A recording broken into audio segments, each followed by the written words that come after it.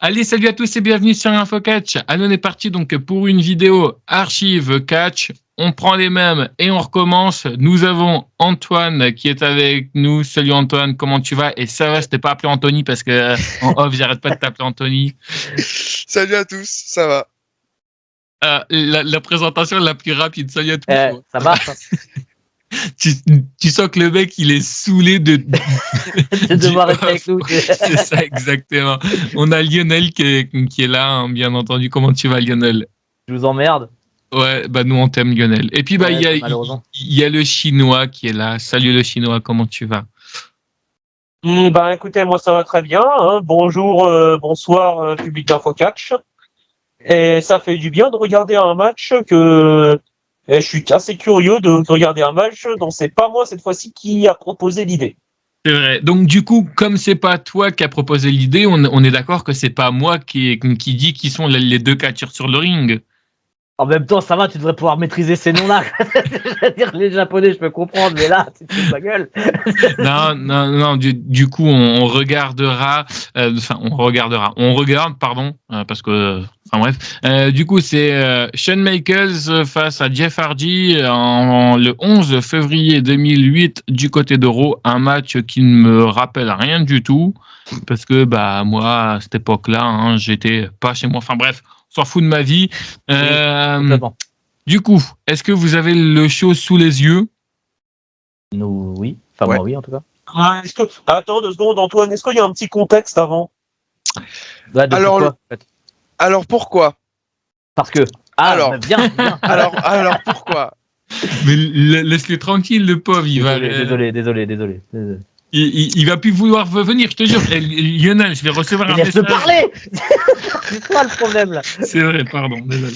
Alors en 2008, on est en pleine période catch attack entre les deux personnes, les deux catcheurs les plus en vogue à ce moment-là. On connaît les deux talents des deux catcheurs présents sur le ring là. Shawn Michaels, on ne le présente pas. Et Jeff, on le drogue Jeff pas. Hardy. Pardon. Et Jeff Hardy, il commence à se faire une notoriété. À grimper, voilà. Il commence à grimper. C'est pas d'ailleurs en plus cette année-là où il a un match contre, je crois que c'est contre CM Punk. Je crois que c'est pour le titre de la double. Je sais plus. Je crois que c'est l'année d'après. D'accord, ouais, où il y a ce fameux controverse où d'ailleurs. Bah oui, il parle de la drogue et tout ça justement. Non, c'est pas sa par maison rapport brûle. à ça. Sa maison elle avait brûlé. Ah mais ça c'est avec son frère ça. Ah oui, avec son frère, ouais. Ouais, non, moi je te parle pas de ça, je te parle qu'il y avait un pay-per-view et honnêtement, depuis ce pay-per-view-là, je l'ai plus jamais vu et même en plus à la AEW, enfin qui est complètement merdique, même ça je l'ai jamais vu. Alors en faisant les montages, peut-être que Lionel il l'a déjà vu parce que lui il est pro AEW, pardon. Ouais, non mais je vais sortir un truc dont même moi j'ai pas compris. En fait, en gros, enfin moi je me rappelle que t'as Jeff Hardy qui fait un espèce donc de Swanton Bomb donc sur CM Punk. L'arbitre il compte 1, 2, 3 et en fait en gros donc Jeff Hardy devient champion et en fait la décision elle l'a annulée parce que l'arbitre se rend compte que le pied de CM Punk est sous mais pas sur la corde, sous la première corde. Donc du coup ça fait que le match est relancé et c'est CM Punk qui conserve son titre. Bah oui, en fait, le truc, c'est que c'est une règle. Hein. C'est sous la corde ou sur la corde, ça compte. Ouais, non, mais bien sûr, mais je veux dire, c'est parce qu'en fait, en gros, à l'époque, et puis encore aujourd'hui, tu vois, on le savait pas encore très bien, ouais. Voilà, c'est ça. Oui, par rapport, parce que tu vois, t'as toujours l'habitude d'avoir le pied sur la corde et non sous la corde, donc c'est par rapport à ça. Ça marche. Enfin, bref. Bon, on attaque le match. C'est ça, exactement. On peut y aller. Du coup, on est parti dans 3, 2, 1. Allez, go.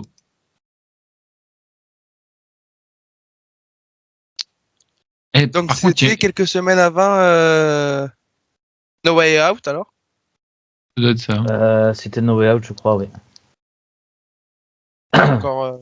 Lionel, pour une fois que Jeff Hardy va réussir à bouger. Alors. Correctement. C'est récent qu'il bouge plus. C'est pas non plus. À cette époque-là, il était encore en pleine forme. Hein. Et Michaels aussi. Oui, bah, Michaels, déjà, même les cheveux, ils sont plus là. Hein. Ouais, et même le dos, il commence à prendre cher. Bah là, on voit déjà au niveau de la courbure des jambes que Shawn Michaels, il est plus tellement. Enfin, il est plus à son prime, quoi. Tu vois, je veux dire. C'était à quelle époque ça où il affrontait l'Undertaker et puis c'était dans 2 ans, c'est ça? C'est en 2010-2011. C'est l'année d'après. C'est Ouais, c'est l'année d'après, ouais. D'accord. Donc du coup là, ouais, c'est vraiment sa dernière année sur les rings, quoi. Ouais. En full time, oui. Ouais. En full time, c'était vraiment les 2 dernières années, quoi. Je veux dire, 2 ou 3. C'est ça. Et puis en plus, enfin, moi je me rappelle à cette époque, si je me trompe pas, on le voyait pas beaucoup, Shawn Michaels. Bah, en même temps, le problème, c'est que, qu'on le veuille ou non, il a un background de blessure assez violente au niveau du dos. Donc, il le préservait le plus possible. C'est-à-dire qu'il faisait pas, enfin, il venait toutes les semaines, mais il faisait pas des matchs de ouf toutes les semaines pour se préserver parce que, bah, le dos, je sais pas si t'es au courant, mais c'est plus ou moins important. Il est aujourd'hui, d'ailleurs, il est aujourd'hui booker d'NXT. Oui, ouais. Et je sais, ouais. Ouais, et je suis très très mitigé sur son travail. Après, il a des très bons trucs, mais il y en a qui fait très merdique aussi. Oui, c'est genre Carmel Hayes et Trick Williams. Ouais, ça devient chiant en fait parce que c'était bien au début, mais c'est trop tiré en longueur en fait. Cette histoire-là, elle était trop longue, trop longue. Bon, tant pis. Enfin, je sais pas si à ce moment-là l'interview elle sera déjà sortie, mais l'arbitre que vous voyez c'est sur le ring. J'ai son numéro de téléphone. On est rentré en contact avec et je vais faire une interview avec lui prochainement. Voilà. Donc du coup, voilà. Je sais pas si pendant que la vidéo elle sortira, est-ce que l'interview elle aura déjà eu lieu ou non. Mais en tout cas, voilà, vous le savez. Yes. En tout cas, ce match a commencé avec du Shane assez classique et franchement pas mauvais. C'est pas des Anglais non plus, quoi. Ouais. Après, c'est le démarrage de base d'un match WWE. Hein. Je veux dire, quand tu regardes des matchs, ils commencent souvent à peu près comme ça, tu vois. Je veux dire. Ouais. Du moins à l'époque. Là, je sais plus parce que ça fait longtemps que j'ai pas regardé Raw et SmackDown, mais sauf quand je suis obligé parce que l'autre con. Bah, et avoue, Lionel, que c'est mieux que la AEW quand même. Tu veux vraiment mon avis sincère ou pas? Oui. Non. Parce que en fait, le problème, dans les deux cas, il y a un énorme problème, mais c'est pas le même. C'est ça qui est marrant. Parce que quand tu prends la AEW, ils ont beaucoup trop de matchs du genre. Déjà, on sait d'avance qui va gagner quand tu vois la carte. Ouais, ça arrive aussi à la WWE, mais c'est plus rare de mon point de vue. Les matchs de Roman Reigns. Oui, non, mais ceux-là, oui, voilà. Mais ce que je veux dire par là, c'est que à la AEW aussi, le gros problème, c'est que tu as l'impression qu'ils font des essais sur le ring, c'est-à-dire que les mecs, ils font des moves et qui maîtrisent. Oh putain, il y en a une, elle est pas contente dans le public là à gauche. La vache, t'as vu la tête? Regarde, c'est la gauche. Ouais, tu faisais cette tête-là dans le supermarché à Cardiff. Oui, c'est pas faux. Mais comme dit, le truc, c'est que à la AEW, ils font des matchs qui sont beaucoup trop dangereux pour rien, en fait. Et à la WWE, ils ont tendance à faire des matchs beaucoup trop safe pour rien. C'est-à-dire dans le sens où, tu sais, quand tu regardes le match, au final, quand t'es comme moi, tu sais, que t'aimes bien le catch à l'anglaise, tu sais, qui est assez rapide, technique et assez rapide, ou le catch japonais où ça se met sur la gueule, mais en mode je vais te tuer, tu vois ça, c'est pas que tu t'ennuies, c'est que tu vois au moins que c'est bien raconté, mais il y a un rythme qui est pas ouf, tu vois. Mais au moins c'est sécurisé. Et le truc, c'est qu'il parle beaucoup trop. Mais ça, c'est dans les deux cas maintenant. Hein. Je veux dire, ça parle beaucoup trop, j'aime pas ça. Enfin, surtout à Raw, tu sais, t'as 3 heures ou t'as 2 heures, il parle. Au moins, les angles de la AEW sont très très divertissants. Parce qu'ils sont très cons. C'est pas parce qu'ils sont bien, hein. C'est parce qu'ils sont tellement nuls qu'on rigole, quoi. Surtout la boîte dans le parking. Même Dylan en est mort de rire et il connaît nos privés de joke maintenant. Ouais. Avec le bureau de Tony Khan, c'est un couloir. Oui, le magnifique bureau de Tony Khan, exactement. Ouais, enfin bref. Là, le rythme commence légèrement à avancer. Ouais, le match, il est pas mal pour l'instant. Ouais, non, ouais. Oula, double Tony Pop. Ah, ça, c'est pas mal, ça c'est original, tu vois. Ça. Ouais. Ouf. Oh, c'est pas le Jeff Hardy d'aujourd'hui qui ferait ça. Ça fait longtemps que je l'ai pas vu faire ça. Tu vois, Antoine, au moins tu t'entends que Lionel n'est pas souvent aigri, tu vois. qu'on pourrait se dire, ouais, ce mec, il est tout le temps aigri. Enfin, Non, il est juste très colérique. ce Je suis mec pas colérique, putain. ce mec ou c'est cette meuf, on ne sait jamais avec Lionel. Hein. Ça dépend des week-ends.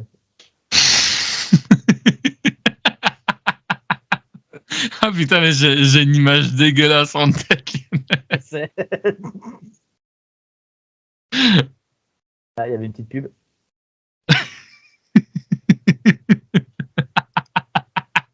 Après, je viens de parler du match. Là, il y avait une petite pub. Là, il y a une coupure parce que Non, mais c'est pas ça.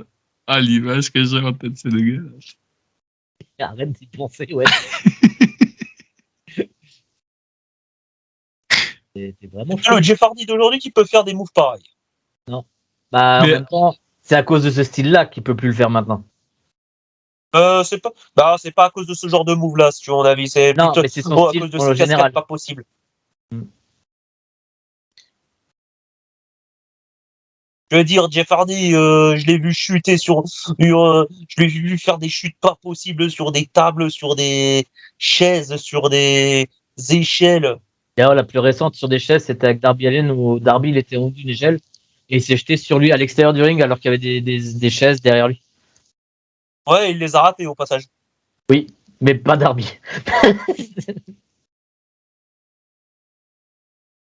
J'aimerais bien Par qu'il contre, se casse Darby- un jour, ce mec. Bah écoute, il le cherche hein, à force. Bah d'ailleurs, là, Sean, c'était quoi? Il était revenu depuis. Enfin, c'était assez récent qu'il était revenu à cause de sa blessure au dos. C'est pas en 2007 qu'il était revenu Possible. 2006? Je sais plus. Parce il avait fait une grosse pause à cause d'une opération du dos. En Qu'est-ce qui est 2007, dégueulasse il en catch, hein. piercing à la bouche? Ouais, non, mais je sais plus quand est-ce qu'il a fait. En fait, c'était 2006 du coup qu'il avait. Ouais, je crois, ouais. Je sais plus quand c'était parce qu'il y avait une année où alors il venait pour parler mais il pouvait rien faire parce que son dos était encore en convalescence. Ce qui fait qu'en fait Peut-être même rien 2005, que- je pense, non? peut-être je sais plus mais ce que je sais c'est que depuis ce jour-là en fait son style de catch c'était moins Ouais, c'est moins. faire moins en moins de chutes, raconter plus par un autre moyen en fait parce que et faire des chutes bien safe, bien au milieu du ring, tu sais pas des trucs pas comme Jeff qui en a fait à l'extérieur et tout ça, tu vois. Et vous en avez parlé, mais comme vous savez, hein, je vous écoute tellement. Sympa. C'était quand? C'était un an avant, un an après la rivalité avec son frère, enfin avec Edge, pardon. Avec Alors, Edge, Qui Ouais. a fait une rivalité avec Edge? Où à un moment donné, t'avais Matt Hardy, tu vois. Ah oui, non, c'est vrai, je confonds avec Matt Hardy. Alors, ça n'a rien à voir avec Jeff. Oui, non, c'est vrai, je confonds avec Matt Hardy. Et Désolé. de souvenir, c'était avant. Parce qu'en 2005, à One Night Stand, ils en avaient fait référence. Ok. Donc, c'était bien avant. Ouais, largement. Tu sais, je veux dire, quand Paul Heyman il avait fait son discours face au mec de la WWE, il avait parlé de Edge en disant justement planquez vos Ah oui, femmes, mais- il y a Edge qui est là, il va vous la piquer. En parlant de Matt Hardy, justement. Donc, c'était avant 2005. Et en Enfin, plus, ou pendant. non mais en plus, mais enfin, la dernière fois, je me rappelle quand il y avait le retour de Lita, ça aurait dû être complètement chelou. Enfin, j'aurais voulu être une petite souris parce que tu avais Lita qui était dans les mêmes, enfin, dans les coulisses. Tu avais Beth Phoenix qui était dans les Et coulisses. Tu sais, Et tu avais ce qui est- Edge qui était dans les coulisses. Ouais, mais tu sais, ce qui me fait toujours bizarre avec toi, c'est que ça fait plusieurs fois que tu dis, alors pas celui-là en particulier, mais tu avais aussi parlé de l'ex-femme, enfin Oui, l'ex-meuf à Ricochet, ouais. avec la nouvelle. Je veux Oui. dire, il y a un truc qui s'appelle professionnalisme dans le Oui, c'est monde, vrai. qui n'existe pas à la EW, on est d'accord.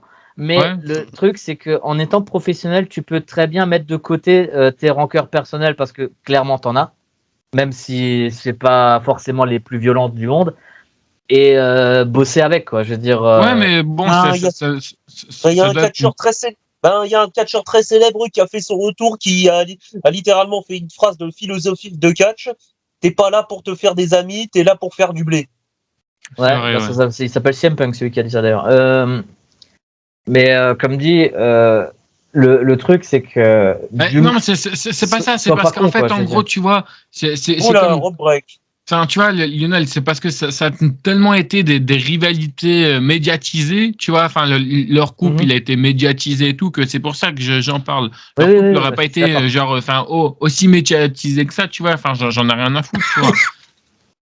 Bah, faut dire, Ricochet et ses meufs, enfin les deux, hein, l'ex et la nouvelle, c'était pas surmédiatisé. C'est-à-dire, ils étaient pas en train d'en parler toutes les semaines. Oui, non, mais c'est vrai que pareil. Lita avec Matt Hardy, ça avait fait le buzz à l'époque parce que Matt Hardy a ouvert sa gueule. D'ailleurs, c'est pour ça qu'il s'est fait virer une première fois.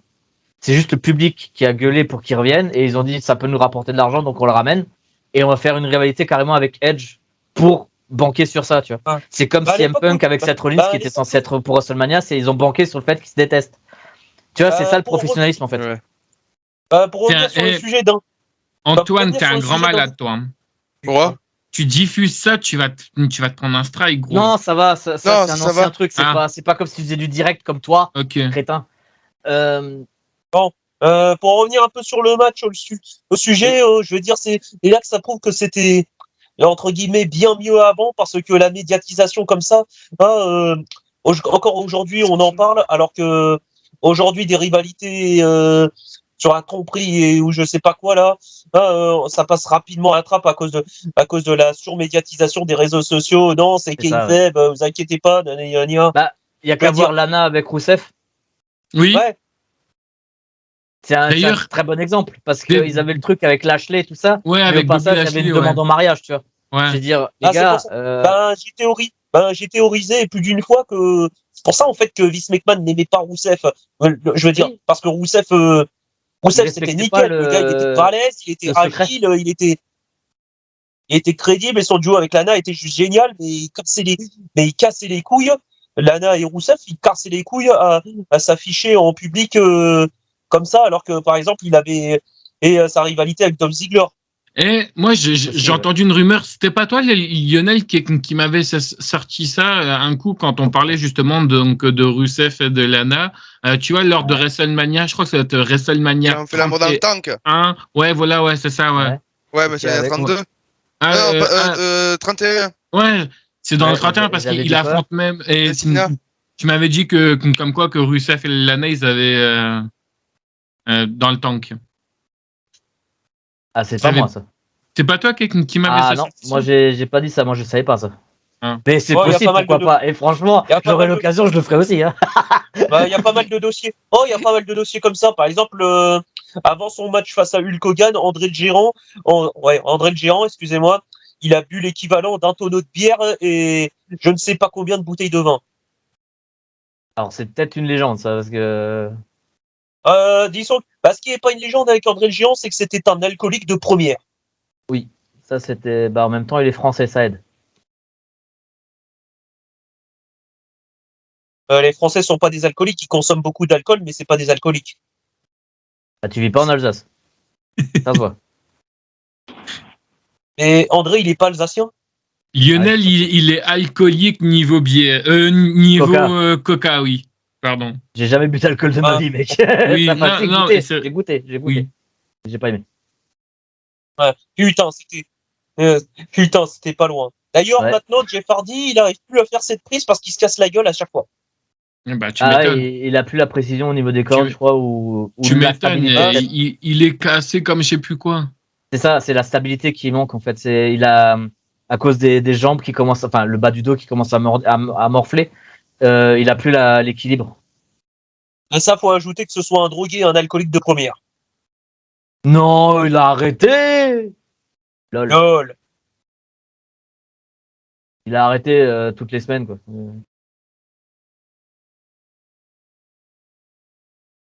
Faire le saut, là. C'est comme ce que dit mon père, hein. Je veux dire, entre deux bières, j'arrête l'alcool. Hein.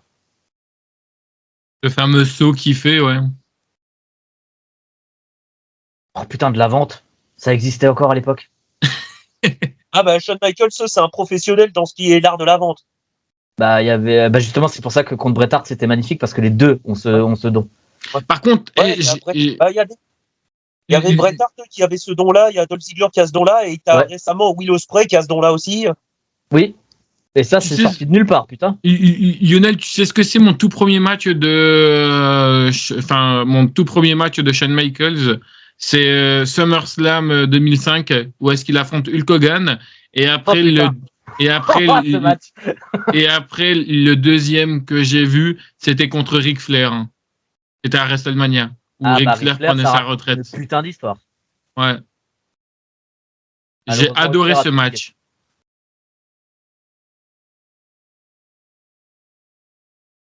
Oh là. Oh putain. Ah, j'adore cette prise. Eh ouais. C'est certaines prises que tu vois là, Lionel et puis le Chinois là de Jeff Hardy, il les refait tous du côté de la AEW ou non? Non, il peut Non, plus. il en refait même pas le tiers. Mais il en refait Ok. même pas le 5e, si j'ose dire. Il peut plus. Il est Ouais, je me doute. déchiré.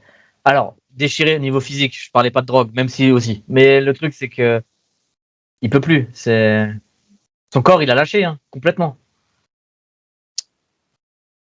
Mais bizarrement, moins que son frère, j'ai l'impression. Enfin, j'ai l'impression que Jeff est moins atteint physiquement que son frère Matt. Parce que putain, tu regardes Matt à la AEW, tu regardes comment il marche, tu fais non, arrête. Vite, arrête vite. Tu sais, je veux dire.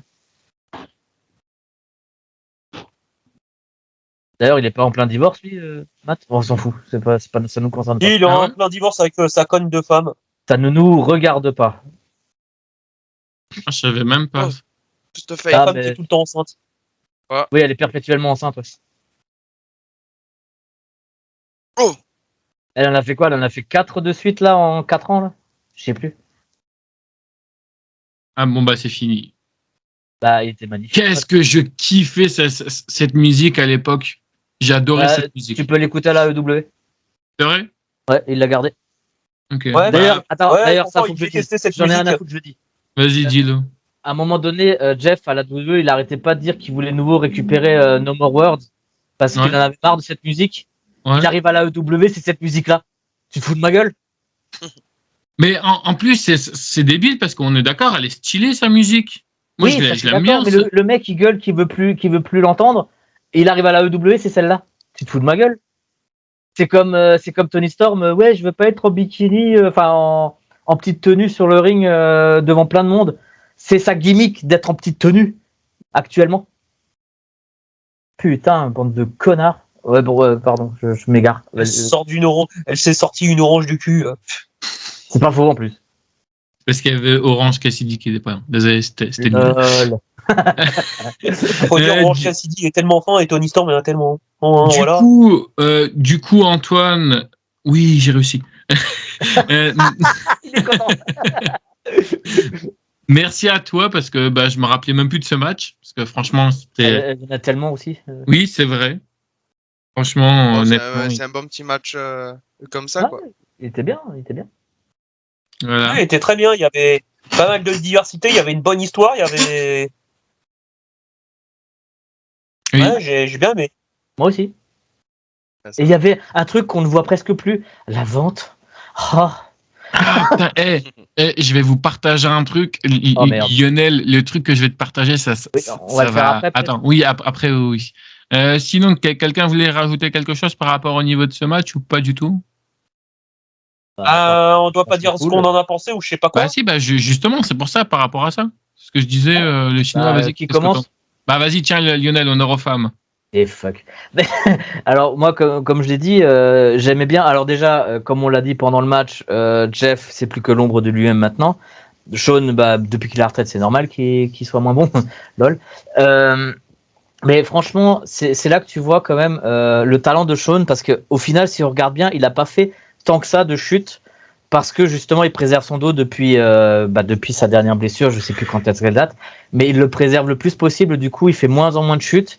Et du coup, il se concentre vraiment sur le storytelling, et c'est là que tu vois le talent, parce que même Jeff, au final, il n'a pas fait tant que ça de chute. Si on regarde bien, il en a fait des impressionnantes, dont plusieurs à l'extérieur, enfin une en tout cas que j'ai bien vue.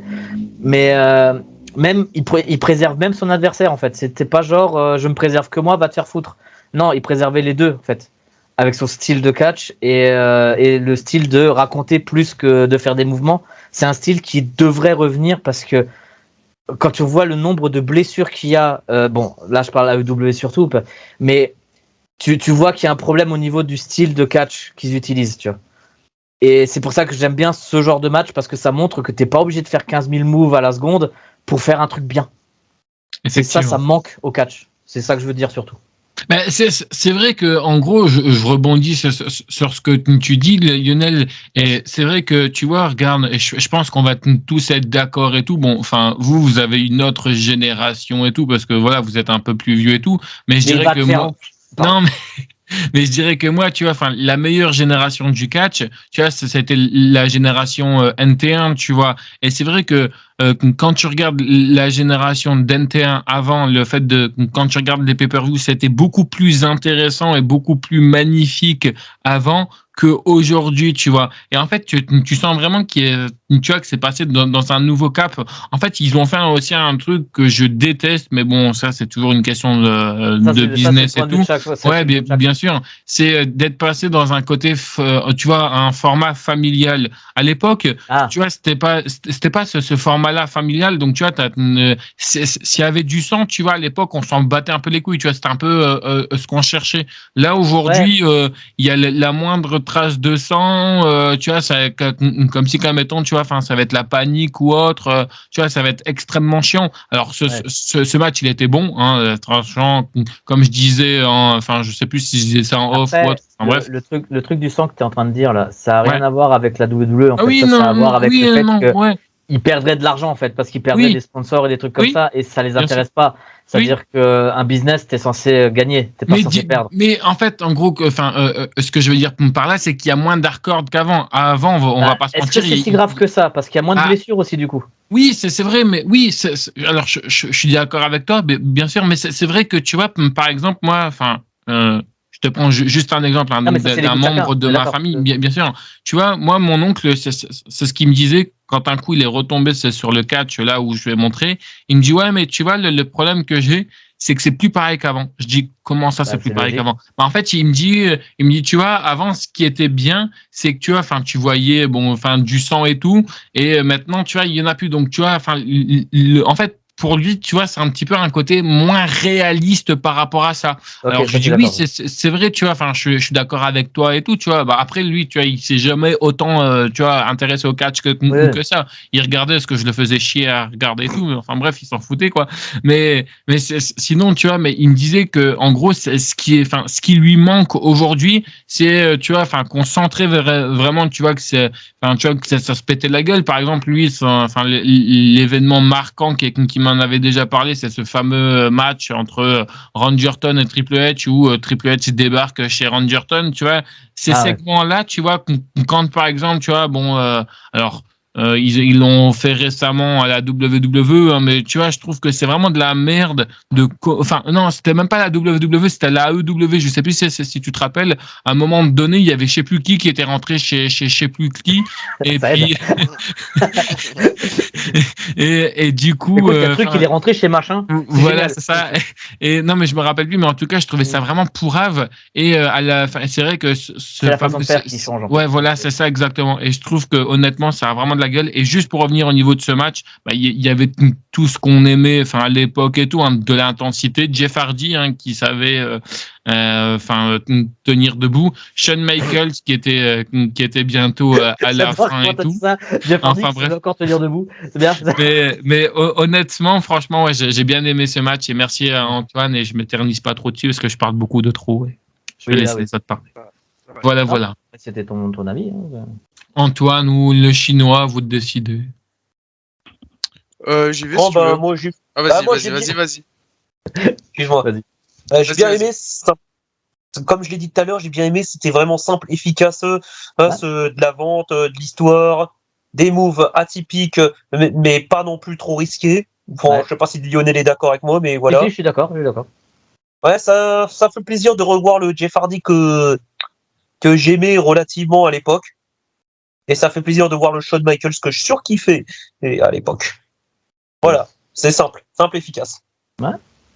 Après, on a déjà plus ou moins tout dit, c'est ça. Mais c'est à part après, ça, tu vois, regarde, c'est un peu aussi, et je pense qu'Antoine, il me rejoindra là-dessus. Vous, le fait, et c'est pas un reproche, hein, justement, tu vois, c'est un côté aussi positif, mais c'est vrai que, et, tu vois, c'est ça aussi que quand on me dit, ouais, pourquoi toi, tu te lances pas dans le catch, bah, déjà de un, parce que j'ai déjà fait un entraînement, j'ai déjà essayé, je me suis fait défoncer par les deux qui sont en audio, là. Bref. Et puis, tu vois, en fait, en gros, quand des fois j'entends les gens parler, tu vois, comme quoi que, en fait, le fait que tu vois que le catch en gros leur a donné une autre vision, tu vois, des choses. Et puis que c'est vrai, tu vois, on va pas se mentir, on l'entend lors de vos reviews AEW ou autres, tu vois, qu'il y a des problèmes de positionnement et tout. Il y a peut-être des fois, tu vois, enfin des problèmes un peu, disons, tu vois, enfin un peu techniques que vous arrivez à voir et que peut-être. Ah oui, mais on le dit même. Oui, ouais, voilà, c'est ça. Et donc, tu vois, c'est pour ça que des fois, en fait, vous avez complètement, et c'est ça aussi qui est intéressant, c'est le fait d'avoir aussi des gens, tu vois, qui sont aussi dans le domaine et qui arrivent à voir des petits détails que nous, en fait, en tant que fans, on n'arrive pas à voir. Oui, oui, bah oui. Antoine, je sais pas si ah oui, je suis complètement d'accord avec toi. Et après, c'est comme les gens qui font de la danse. Oui, moi. Un exemple nul, mais à Danse avec les stars, on regarde une danse de je sais pas qui, il y a les jurys, ils vont dire il y a eu un pas de travers, alors que pour nous c'était soit de la merde, ou soit c'était très bien. D'ailleurs, je vais juste faire une petite parenthèse par rapport à ça, la Danse avec les stars. C'est ce que j'avais dit à Lionel et qui était tout à fait d'accord avec moi. Alors, je n'ai rien contre Bilal Hassani, hein, je sais qu'il y a eu des trucs et tout, mais ce que je n'arrive pas à comprendre, c'est que pourquoi en jury on met des chanteurs. En quoi les chanteurs, en fait, ils arrivent à juger des chorégraphies. Ouais, le gros problème que j'avais, c'était, il y en avait une, elle a fait partie du premier Danse avec les stars, donc elle était en tant que star, pas en tant que danseuse. Ouais. Et ils l'ont mis dans le jury l'année d'après, j'ai fait tu fous de ma gueule. Ouais, si, je crois que c'est Shaim. Ouais, voilà, ouais. Je me dis, mais pourquoi, en fait, où est l'intérêt? Par contre, quand ils ont mis la danseuse fauve en tant que jury, je me suis dit, bah oui. Ça a du sens. Ouais, là, ça a du sens. C'est ça. C'est ça, exactement. Mais parce que... Parce que juger quand, en fait, c'est comme si maintenant il y avait un truc de catch. On va dire un catch academy, on va appeler ça comme ça. Ouais. C'est comme s'il y avait un catch academy et que Dylan serait un des jurys. Tu te fous de ma gueule? Ouais, non, mais c'est complètement débile. Tu vois, je veux dire, ça existait. Oui, je sais. Bah, il y a Hulk Hogan Academy, il avait fait ça, il avait fait un truc comme ça. Ouais, non, mais c'est. Il avait fait un truc où il y avait Hulk Hogan en tant que jury, il y avait Brutus Beefcake et l'autre j'ai oublié, le troisième. Okay. Mais c'était des mecs qui étaient dans le catch, quoi. C'est pas des mecs. Ouais, ça, c'est un autre débat. Enfin bref. Bon, en tout cas, merci Antoine, merci Lionel, et encore une fois, merci également aussi aux Chinois, mais surtout aussi Antoine là de nous avoir trouvé une petite pépite. Ça nous a fait extrêmement plaisir. Et puis moi, je vous dis à plus tard. Bye tout le monde. Salut. Salut. Yep.